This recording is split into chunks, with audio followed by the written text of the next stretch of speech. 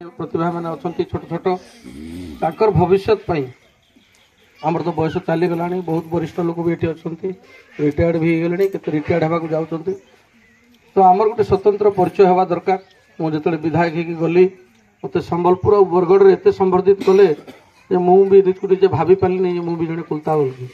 आमर जिले में आमको कुलता बोले आमर एकता ना सेटा प्रथम कर एकता होगा पड़ो अन्य समाज मान जमी एकता अच्छी आम एत शिक्षित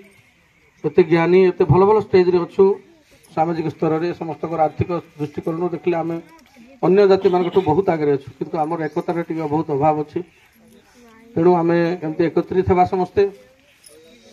आपण मैंने जानी आम दुईज आम 3 जन ठिया होइतलु आम दल तरफ कलाहांडी जिलार नल्ला बरगढ़ जिलार बरपाली जेनटा कहूँ आम विजेपुर सीट रे आउ बहुत सीट रे आम 2 जन जीतीचु बीजेपी एमएलए भी आम जी अच्छा सनातर गड़तिया से भी आम कुलता नल्ला वाला हारीगला तो आम स्वतंत्र भाव में पश्चिम ओडिशा गोटे 2टा जगार भी आम समर्थित होइचु आउ विशेषकर आम जाके गर्वित लगुच जिला अन्य जिला को गले जे समस्ते बौद्ध ही सृष्टि समस्त इष्ट देवी होती रणेश्वर रामचंडी आउ समस्ते सरसरा हूँ मूलपीठ आम कुलतार तेणु से बहुत बोले टे स्वतंत्र सम्मान भी दौरान बौद्ध को से आसवाई बहुत इच्छा भी अच्छी किंतु आमर बौद्ध संगठन बौद्ध परिचय आम टे कुलता मान भितर बहुत कम अच्छे तेणु आम सरसरार गोटे स्वतंत्र मुझे जो विधायक आम सरकार आसु मु कुलता समाज गोटे मंदिर निर्माण करने गोटे मन मन चेष्टा करुच्ची गोटे जगह भी ठीक कर आगामी दिन में गोटे बड़ मंदिर सरसरार करवा आंचलिक स्तर में जोटा आदित्य भाई कहते जनापंग अन्य जगह नाइकपड़ा अन्य जगह भी मंदिर आरंभ कर आंचलिक स्तर में आम केन्द्र जेहेतु आम सरसरा आम केन्द्र मूलपीठ हूँ सरसरा आमर जो रणेश्वर मंदिर अच्छी सेटा जड़े अलग जड़े जातिर लोक पूजा करेतु आमर पूर्वपुरुष मैंने कौन पूजा करूँ मुझे जानी गोटे शुद्ध लोक से पूजा कर अलग जिले में जो मंदिर गुड़ाक बरगढ़ हो संबलपुर हो आउ पदमपुर भी अच्छे पाइकमाल रे से मंदिर गुड़ाक कुलता लोक ही पूजा कर तेणु आगामी दिन में गोटे आम स्वतंत्र परिचय आमर रणेश्वर रामचंडी मंदिर गोटे योजना करा पूर्व सरकार आमको जगह देवाई भुवनेश्वर में कि पुरी में कही जगह देना जेहेतु आमर आनुषंगिक कागज पत्र कि प्रीमियम डिपोजिट हो पारि नाला तेणु आम जदि राज्य स्तर में हुए भी जदि सरकार जगह देवे आम भी निर्माण करवा आम जिले में आम निजर जगह निजर तो जगह किणी आम गोटे मंदिर करवा लगे जाऊँ तेणु समस्त जी कुलता भाई मैंने अच्छा आज्ञा मैंने अच्छा मोर अनुरोध आम तो जिला स्तर में जो मीटिंग हम से आलोचना करूँ आपण मैंने समस्ते टे समस्त साहाय्य सहानुभूति रहा दरकार अच्छे जेहेतु आम गोटे जातिर लोक विशेषकर आम जाति उपर टे अनेक प्रकार कुप्रभाव भी आसूचे विशेषकर शिक्षा निहाती टे दरकार ए तो बहुत आम भाई भौणी मैंने आमर छोट छोट जो मैंने अच्छा कुनि कुनि पिला माने बहुत बहुत भल पाठ पढ़ुंट आगामी दिन में निश्चित भाव से व्यावसायिक हो चाकरी हो जेकोसी क्षेत्र में निश्चित भाव में प्रतिष्ठा लाभ करेंगे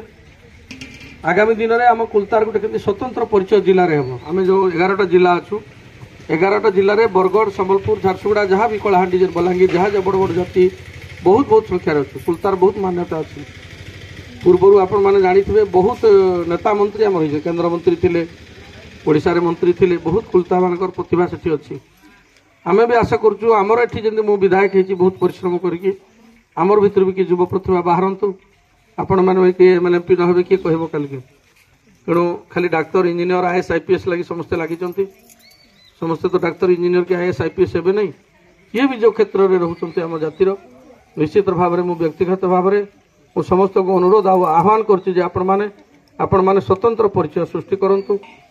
और विशेषकर बर्तमान इंटरकास्ट मैरेजटा गोटे आम व्याधि होगा लगे जाऊँगी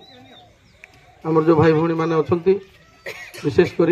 जो मैंने शिक्षित वर्ग होती भितर ये सब संस्था चली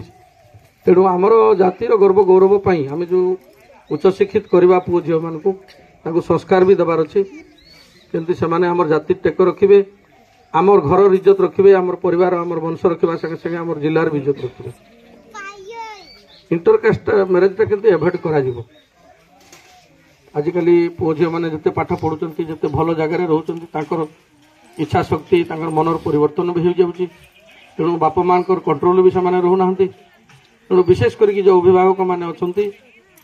ତାଙ୍କୁ ମୁଁ ଅନୁରୋଧ କରୁଛି ସେମାନେ କେମିତି ଟିକେ ସଂସ୍କାର ବି ଶିଖେଇବେ। ଶିକ୍ଷା ଯେ ହେଇଗଲେ ଖାଲି ପୁଅ ଝିଅ ଭଲ ରହିବେ ନାହିଁ, ସଂସ୍କାର ବି ଆବଶ୍ୟକ ପଡୁଛି। ଆମେ ନହେଲେ ଆଗାମୀ ଦିନରେ ଖ୍ରୀଷ୍ଟିଆନ କଲଚର ହେଇକି ଆମେ ବି ଦେଶ ବିଦେଶରେ ଯିବା ନିଜର ବାପା ମାଙ୍କୁ ଛାଡ଼ିକି। ଏବେ ଜାଣିଥିବେ ବର୍ତ୍ତମାନ ଇଣ୍ଟରନେଟ ଯୁଗରେ ସବୁ ପ୍ରକାର ସୁବିଧା ଅଛି। ମନିର ଡିଭଲ୍ୟୁସନ ହେଇଗଲାନ, ପାଣିପାଗର ଚେଞ୍ଜ ହେଇଗଲାନ, ସବୁ ଚେଞ୍ଜ ହେଇଯାଇଛି, ପରିବର୍ତ୍ତନ ହେଇଯାଇଛି। ଆମେ ବି ସମସ୍ତେ ପରିବର୍ତ୍ତନ ହେବା ଲାଗି ବାଧ୍ୟ ହୋଇଛୁ। ଯେଉଁମାନଙ୍କର ଗୋଟେ ଦୁଇଟା ପୁଅ ଝିଅ ଅଛନ୍ତି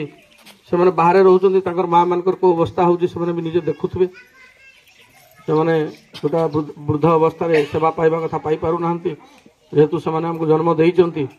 ଆମକୁ ଭୋଟ କରିଛନ୍ତି, ଦୁନିଆକୁ ଦେଖେଇଛନ୍ତି, ଆମର ବି କର୍ତ୍ତବ୍ୟ ରହିବା ଦରକାର ଅଛି। କିନ୍ତୁ ଏମିତି ପରିସ୍ଥିତିରେ ନା ପୁଅ ଝିଅକୁ ଦେଖିବେ ନା ବାପା ମାଆକୁ ଦେଖିବେ। ଯେଉଁମାନେ ଦେଶ ବିଦେଶରେ ଅଛନ୍ତି, ଏ ଓଡ଼ିଶା ବାହାରେ ଅଛନ୍ତି, ତାଙ୍କ ପାଇଁ ସେଟା ଗୋଟେ ବଡ଼ ସମସ୍ୟା ହେଇଛି, ସମସ୍ତଙ୍କ ପାଇଁ, ଖାଲି ଆମର କୁର୍ତ୍ତା ଜାତି ପାଇଁ ନାହିଁ। ତେଣୁ ମୁଁ ସମସ୍ତଙ୍କୁ ଅନୁରୋଧ କରୁଛି, ଯେଉଁମାନେ ଅଭିଭାବକ ମାନେ ଅଛନ୍ତି, ଯେଉଁମାନେ ବୟସ୍କ ମାନେ ବି ଅଛନ୍ତି, ଗୁରୁଜନ ମାନେ, ଛୋଟ ବଡ଼ ଭାଇମାନେ ଭଉଣୀମାନେ ଯେଉଁମାନେ ଅଛନ୍ତି,